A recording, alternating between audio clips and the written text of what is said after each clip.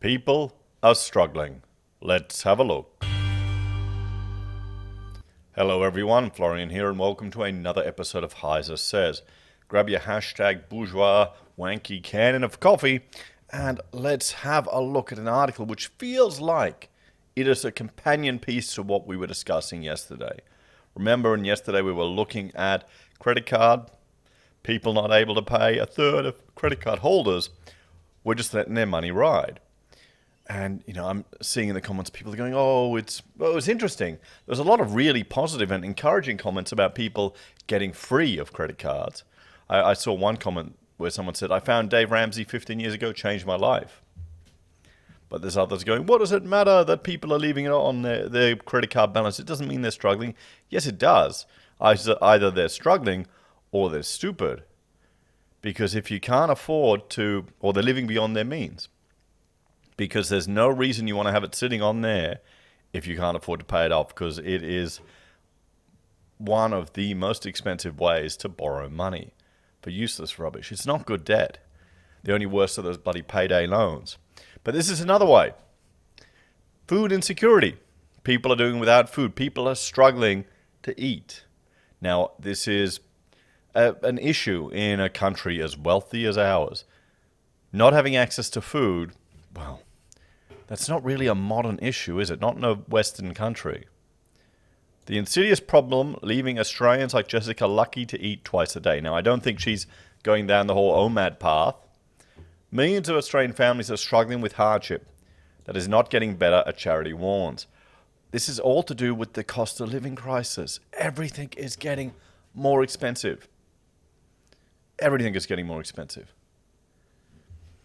So, 1 in 3 Australian households went whole days without eating or compromised on meal choices in the last 12 months, according to a report released on Wednesday. Data from food relief charity Food Bank suggests that food insecurity has worsened when compared to 2024, leaving 3.5 million families facing hardship that is not getting better. Food Bank Australia's CEO, Kalia Tink, said the reality for families is worsening despite targeted government assistance such as one-off energy rebate. Now, how is the one-off energy rebate going to make any difference if you've got a large family? I know our food bill is significant. It's bigger than our mortgage, although we have an army of children, and me buying this stuff right now isn't helping. I need to get back on the wagon. I'll do it once we've settled in here a bit easier. But that's not going to make a difference. Okay, you give people a couple $100. It's going to evaporate in the cost of all of your food suppliers, all their power going up. Oh, and then we want to go net zero and we want to save the planet. So we need to, increase taxes on diesel, on petrol and everything. And yeah, we all know. Families are skipping meals, or they're only feeding certain members of the family at certain meals. Or in the worst case scenario, they're going whole days without eating at all. I mean, you can fast. You don't need to eat every day. If you go back to hunter-gatherer societies, people weren't eating 3 times a day. That the human body is built for that.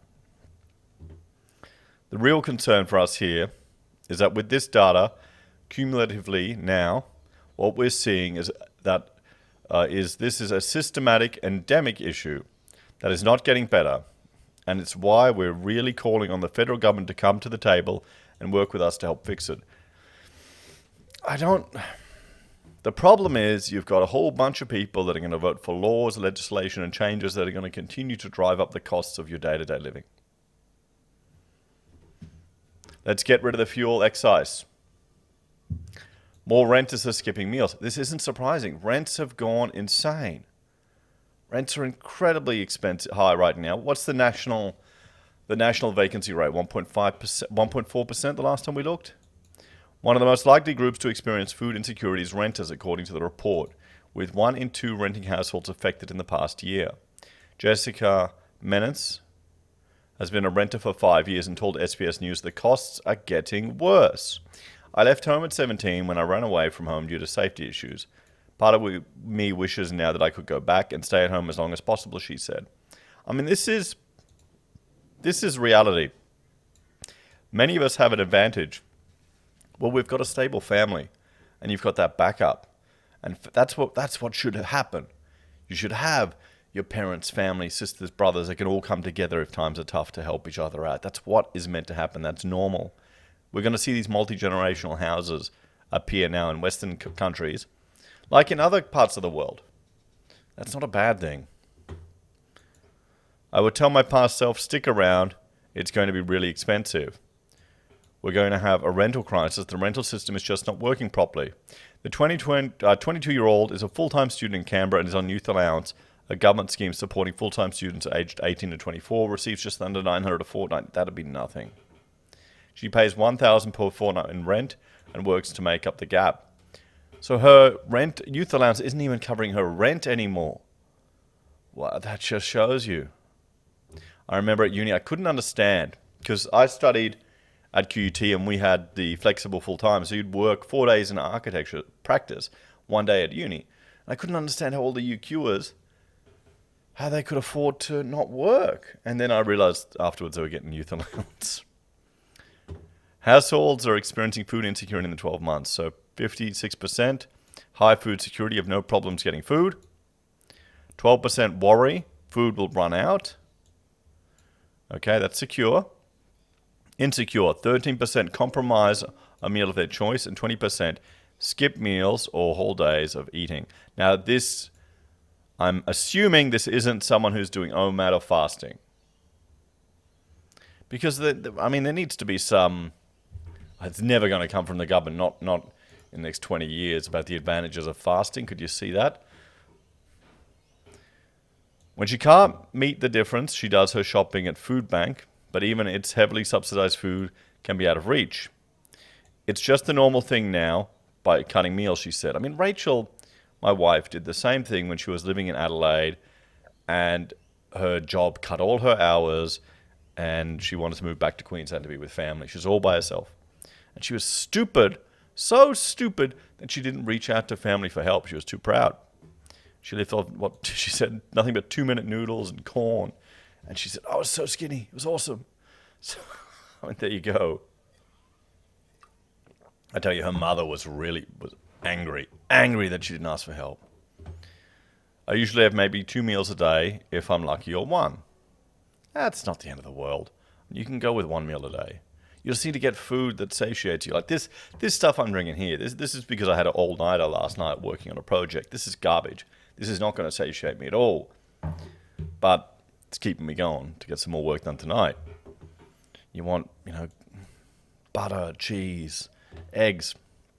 In a good week, Jessica said she goes to a discount supermarket to buy mince and makes meals for a week. Oh, she's a smart girl. But often she can't afford meat or fresh fruit and groceries, opting for cheap microwave meals. And that's the problem. The cheap stuff is the crap stuff. It's not the healthy stuff. You need variety in your diet. I'm not getting that, she said. I don't really see that happening anytime in the near future unless they drastically increase youth allowance and all the other payments as well. I just can't afford that sort of food. So, harms of poor nutrition. Emerald Professor Amanda Lee from the UQ School of Public Health told SBS News that poor nutrition has detrimental health outcomes. She explains that junk food is typically more affordable than groceries, leaving financially stressed households to buy more processed and unhealthy food. Often in households that are struggling to make ends meet, you've got mothers in particular who go without food to try and improve the diet of their children. And that means that their future children can be compromised in terms of their nutrient intakes during pregnancy, she said. It's really a very insidious and surprisingly common problem in a country like Australia. That is a concern, isn't it? In Australia. Lee said that lower socioeconomic households and single-parent households tend to experience some of the poorest health outcomes. This decline in nutrition quality can lead to exacerbated chronic illnesses. Well, yeah, it's manifesting in diabetes and other issues. People that can't afford basic healthy foods often rely on cheaper options that are very dense in energy, so that obesity becomes a problem. But it's really horrible form of malnutrition because it's a double whammy of the chronic disease associated with excess weight gain and poor health. Well, then maybe, trying to be as polite as possible, your body is designed to store food for harsh times. Our bodies are designed to store food for the winter when there's no feast, when the animals aren't running, to keep us going. I've got a good level of storage on me here. I could go a while without eating anything.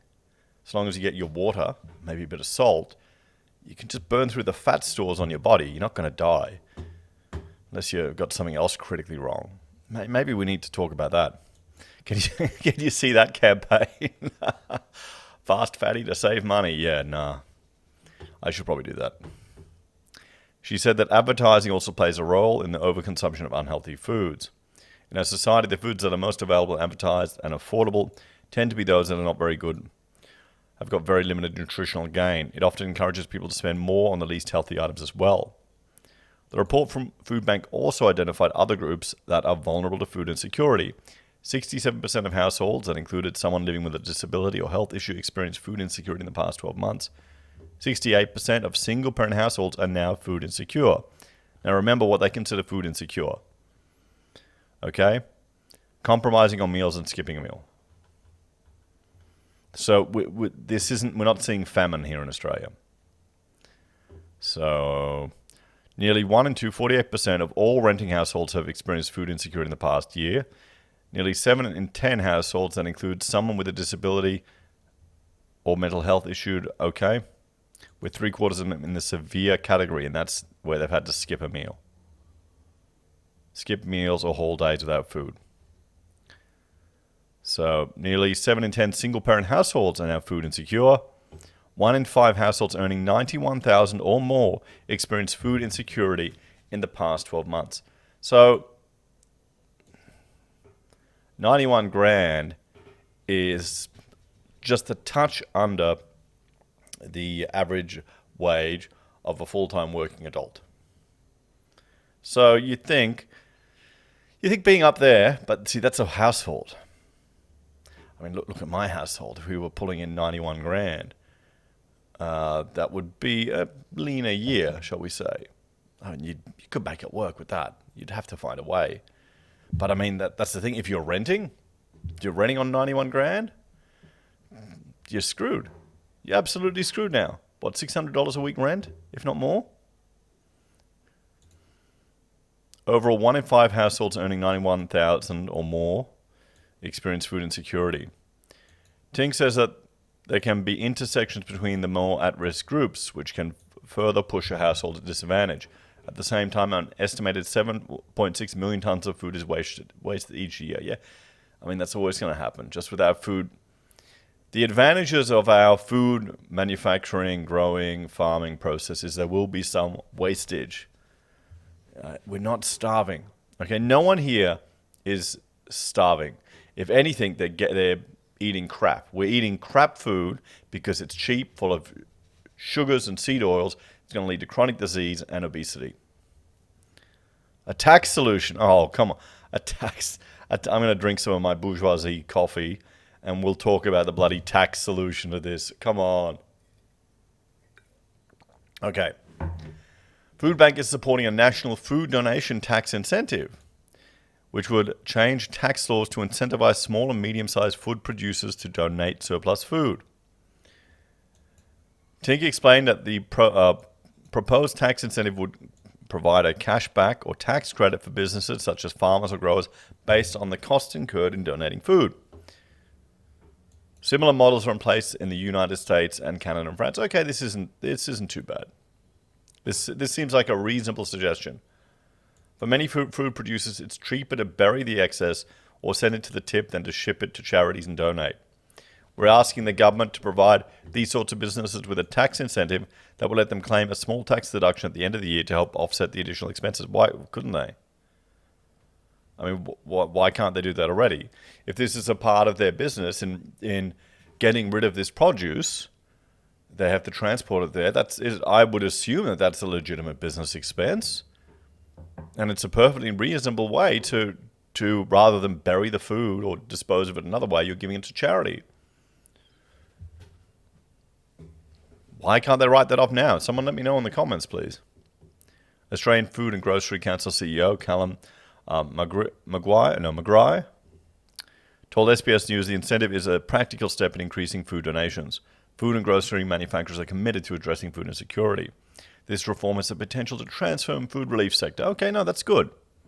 So let's have a chat about this one, guys.